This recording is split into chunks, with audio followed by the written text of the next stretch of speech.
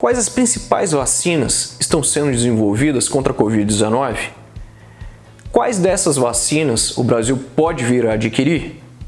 Qual a diferença entre essas vacinas? E quanto à Coronavac, aquela vacina que vem sendo desenvolvida por uma empresa chinesa em parceria com a Fiocruz aqui do Brasil? Quando ela for liberada, você vai tomá-la? E uma questão fulcral acerca deste assunto aqui no Brasil. A vacinação no Brasil pode ser obrigatória?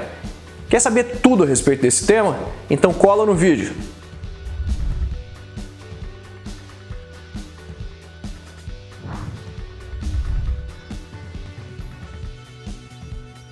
Eu sou o professor Dickson Cossetti, do curso Direto ao Ponto, e hoje vamos discutir aqui mais um tema da série Debates, aquela série em que a gente discute os principais assuntos de atualidades para as provas de concursos públicos e para as provas também de vestibulares.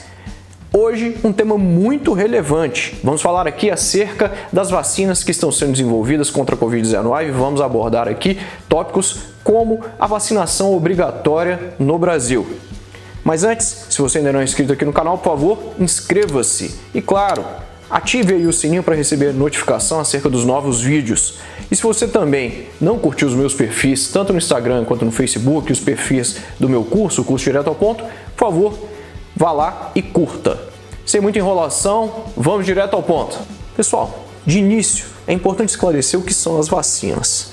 As vacinas são substâncias constituídas por agentes patogênicos, ou seja, vírus ou bactérias, vivos ou mortos, ou ainda os seus derivados. Elas estimulam o sistema imune a produzir anticorpos. Os anticorpos são proteínas que atuam na defesa do organismo, os quais atuam contra os agentes patogênicos causadores de infecções. É válido dizer que as vacinas não combatem as infecções depois que a pessoa já adoeceu, como acontece com os medicamentos. Em vez disso, as vacinas ajudam a evitar que a pessoa adoeça, que ela seja infectada. Por isso, ela é uma imunização. Cada vacina funciona no sentido de prevenir apenas um tipo de infecção, ainda que ela também seja útil para combater outra infecção. Por exemplo, a vacina contra a gripe apenas ajuda a prevenir a gripe. No entanto, pode ser que essa vacina da gripe, como ela vai fortalecer o sistema imune, também seja útil para combater a Covid-19. Além disso, às vezes é necessário receber várias doses da vacina para que ela tenha eficácia total. Como as vacinas geralmente são administradas por injeção, várias vacinas costumam ser combinadas em uma única injeção para que a pessoa receba menos injeções. No entanto, a gente pode ter mais de uma injeção. Nesse sentido, vale esclarecer o que é imunização. Você está imune a uma infecção quando as defesas naturais do seu corpo tiverem aprendido como combater essa infecção. Você pode ficar imune naturalmente após ficar exposto a germes, tais como bactérias ou vírus. Ou você pode se tornar imune a determinada infecção porque recebeu uma vacina específica contra ela. Por esse motivo, a aplicação de uma vacina é chamada de imunização, como eu já mencionei. No que se refere à Covid-19, friso que os cientistas conseguiram em um espaço muito curto de tempo, pouco mais de 10 meses, desenvolver vacinas experimentais com uma eficácia bastante alta, segundo divulgado pelas empresas responsáveis. As mais promissoras são a vacina de Oxford com a AstraZeneca, a da Pfizer com a BioNTech e a da Moderna com os Institutos Nacionais de Saúde dos Estados Unidos. Todavia, cada uma delas tem suas vantagens e inconvenientes.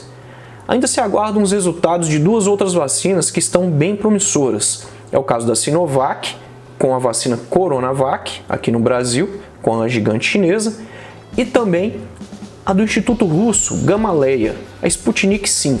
As principais diferenças conhecidas até o momento entre esses laboratórios dizem respeito ao preço, à temperatura de armazenamento, à eficácia e ao funcionamento dessas vacinas. Vamos a elas. Quanto ao preço, ressalto que boa parte da população mundial precisará se vacinar contra a Covid-19, de modo que o preço da injeção é um dos fatores essenciais para que o medicamento seja acessível a todos. As diferenças entre as três vacinas mais avançadas são grandes. A vacina desenvolvida pelas britânicas Universidade de Oxford e AstraZeneca custará 3 euros, cerca de R$19 por dose. A da multinacional norte-americana Pfizer e a empresa biotecnológica alemã BioNTech superaria os 15 euros, cerca de R$ 96 por dose, 5 vezes mais que a de Oxford. E a vacina concebida pela empresa norte-americana Moderna e os Institutos Nacionais de Saúde dos Estados Unidos chegaria a 21 euros, cerca de R$ 135 por dose, 7 vezes mais do que a de Oxford. Esses preços estimados têm como base valores divulgados pelas empresas para países desenvolvidos e eles podem variar em caso de países em desenvolvimento, como o caso do Brasil, e também para países mais pobres. O laboratório chinês Sinovac ainda não divulgou o valor de venda de sua vacina, a Coronavac. Já a russa Sputnik V divulgou que o seu preço será de menos de $20, cerca de R$ 107 por pessoa nos mercados internacionais. Para os cidadãos russos, a vacina será gratuita. No que se refere à temperatura de conservação, levar as vacinas contra a Covid-19 a todos os cantos do mundo será um desafio logístico com poucos precedentes. Um dos pontos decisivos nesse contexto será a temperatura de conservação de cada produto. A Universidade de Oxford se vangloriou em um comunicado de que sua vacina experimental se mantém na geladeira entre temperaturas de 2 a 8 graus e, portanto, pode ser distribuído utilizando os canais já existentes para outras vacinas. A imunização da Pfizer, entretanto, precisa de temperaturas ultra frias, de 70 graus abaixo de zero, um problema que a empresa tentará solucionar com contêineres com gelo seco que podem conservar a vacina durante 15 dias. O produto da Moderna está em um termo médio. Sua vacina experimental permanece estável por pelo menos 6 meses, a 20 graus abaixo de zero, e aguenta 30 dias na geladeira, com temperaturas entre 2 a 8 graus. Já a Coronavac pode ser uma opção muito atraente, porque também pode ser armazenada em temperaturas normais de geladeira, cerca de 2 a 8 graus, e pode permanecer estável por até 3 anos. Dados preliminares do Instituto Gamaleya mostram que a Sputnik V deve ser armazenada a menos de 18 graus. No entanto, a empresa testa um tipo de desidratação da vacina, que poderá permitir seu armazenamento em temperaturas normais de geladeira. Quanto à eficácia, todas as vacinas citadas, de acordo com os estudos iniciais, são muito similares. As equipes desenvolvedoras das vacinas experimentais proclamaram eficácias entre 90% e 97%, mas há diferenças entre elas, como você pode ver na tela. Os primeiros dados analisados da Coronavac, por exemplo, demonstram que ela é segura e capaz de produzir resposta imune no organismo 28 dias após sua aplicação em 97% dos casos. Já no que diz respeito ao funcionamento dessas vacinas, há algumas diferenças. Na de Oxford, por exemplo, é utilizado um vetor, o adenovírus, e a aplicação é de dose única. O adenovírus é um vírus que possui um pedaço do material genético do SARS-CoV-2, que é o novo coronavírus, o que leva as células do organismo a produzirem as chamadas espículas, os espinhos do coronavírus, que, no entanto, são utilizados como proteção contra o vírus. Já as vacinas no modelo da Coronavac têm um modelo mais tradicional, contendo o vírus inativado, como ocorre em relação a outros tipos de gripe. As diferenças, entretanto, não interferem no momento de se medir a eficácia e a efetividade da vacina. Todos os estudos que se encontram na fase 3, que é a última fase de desenvolvimento da vacina, seguem o mesmo desenho, com a parte dos voluntários recebendo a vacina e outra parte recebendo um placebo. Todos se baseiam no acompanhamento dos voluntários. A ideia é que, se a vacina funciona, caso, por exemplo, apareçam 100 casos de Covid-19, quase todos eles são os que receberam placebo. Para a Covid-19, já se esperava que uma eficácia entre 60% e 70% seria de grande contribuição. A eficácia da vacina contra a febre amarela e contra o sarampo, por exemplo, é de 98%. Com esse percentual, dá para se erradicar a doença, confirmam vários especialistas na área de vacinação em todo o mundo. E quanto ao Brasil nessa história? Qual ou quais dessas vacinas o Brasil pretende adquirir? O governo brasileiro anunciou em agosto deste ano a abertura de um crédito extraordinário de 1,9 bilhão de reais para a produção e aquisição de 100 milhões de doses da vacina de Oxford.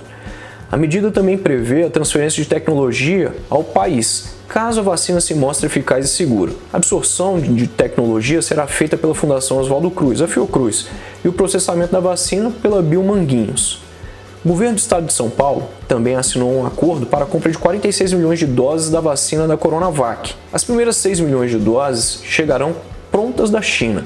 120 mil doses já estão em São Paulo, prontas para serem aplicadas após a autorização da Anvisa. O Instituto Butantan passará a produzir as imunizações no Brasil após a reforma de sua fábrica, que está recebendo investimento da ordem de 160 milhões de reais. Após o Ministério da Saúde voltar atrás no anúncio da compra de mais de 46 milhões de doses da vacina no laboratório chinês, o governador do estado, João Dória, afirmou que pode garantir a compra de 100 milhões de doses, mesmo sem verba federal. Depois da discussão entre o ministro da Saúde e o presidente da República, Jair Bolsonaro, se o governo federal compraria a Coronavac ou não, o Ministério da Saúde aderiu à iniciativa COVAX Facility, liderada pela Organização Mundial da Saúde, OMS, que irá permitir ao país acesso a, pelo menos, 9 vacinas em desenvolvimento. Pelo acordo, o país tem direito a uma reserva de 40 milhões de doses. O governo pretende divulgar um calendário de vacinação contra a Covid-19 para 2021 e, para isso, está se reunindo com 5 farmacêuticas. É o caso da Pfizer, da Moderna, da Janssen com a Cilag, braço da Johnson & Johnson e da indiana, Bharat Biotech, e o Fundo Russo de Investimento Direto, RDIF. A farmacêutica União Química aqui do Brasil informou também que assinou um acordo com RDIF para produzir a vacina Sputnik V no Brasil. Vale registrar que as vacinas podem ser fornecidas pelo SUS aqui no Brasil para os estados, mas os estados também poderão adquirir doses por meio das suas secretarias de saúde. Quanto à vacinação aqui no Brasil, uma questão que vem sendo amplamente discutida, a qual é o objeto central deste vídeo.